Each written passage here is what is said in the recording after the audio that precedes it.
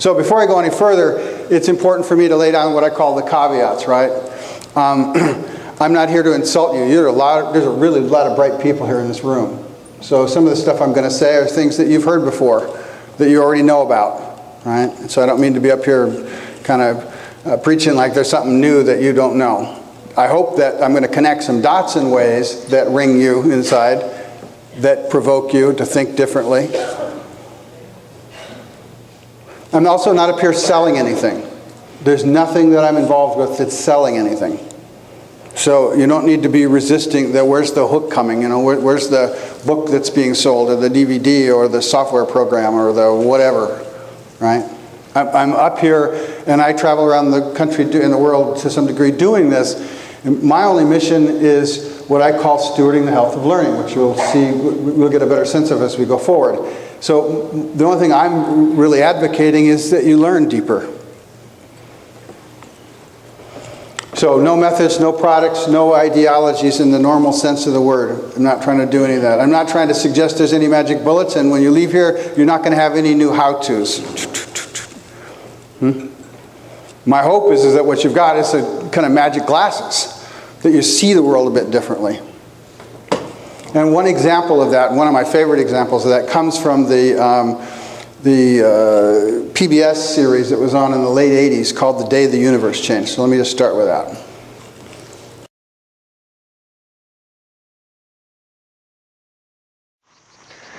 Let me tell you a joke. Somebody apparently once went up to the great philosopher Wittgenstein and said what a lot of morons people back in the Middle Ages must have been to have looked every morning at what's going on behind me now, the dawn, and to have thought that what they were seeing was the sun going around the Earth.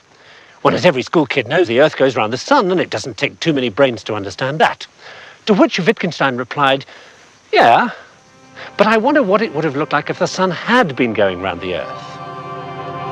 Point being, of course, it would have looked exactly the same. You see what your knowledge tells you you're seeing. That's kind of what we're talking about today, right? Is that what I want to do is suggest to you that there's a way of kind of looking at everything that you see that's somewhat inside out from the way that you normally see it, and that can have a great utility to you if you see it that way. And it's as simple and as complicated as that flip you just seen, you just heard discussed. How many of you have heard of the Children of the Code project before? That many? Okay, good. Did any of you see the New Science of Learning on PBS, traveling around the country? Let me just touch on that real quick.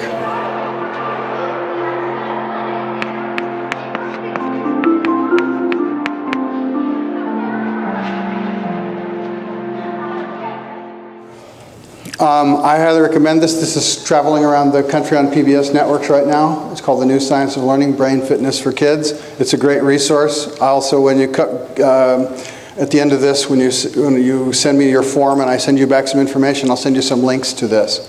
This is all about neuroplasticity. Everybody familiar with neuroplasticity? Okay. It's basically the science of understanding how the brain changes from one quality or function to another quality or function, the basic plastic nature of the brain. What's really important about all of the emerging brain science, to just touch on briefly here, is one of the dangers of it is it tends to idify or objectify the learner, like it's like a brain, like it's a brain without, disconnected brain. How does that brain learn? Right, which is really helpful to understand, and I recommend everybody kind of needs to understand what the science of neuroplasticity has to say about brain-based learning on the one hand. And on the other hand, one of its great weaknesses is that it tends to forget that there's a participant inside the brain. There's a being in the brain. And what the being is doing in the brain is actually what the ballgame's about, right? How well the being participates from the inside out, which is the core of our conversation today. Okay, so much for the preludes. Let me talk a little bit about Children of the Code to give you a little bit of background about it. for those of you that haven't experienced it before. Children of the Code is a rather massive project. We've conducted about 160 interviews now, 110 or so with leading scientists ranging from neuroscientists studying neuroplasticity to psychologists to people. One of my favorites is the conversation with the guy who discovered where Z came from, you know, the letter Z. So from the most beginnings of scratching on bones and writing in its most primitive and early forms to the inner anatomy of what's going on in the brain as the reader converts this code into this artificial simulation of language we call reading. Everything in between. There's basically two meanings for Children of the Code. One has to do with its enormous impact on everything to do with the world. I mean, the code of reading and writing is the most powerful single invention in the history of history. The bottom line of this is that the big step between us and animals is indeed language, but the big step between civilization and more primitive forms of human society is written language.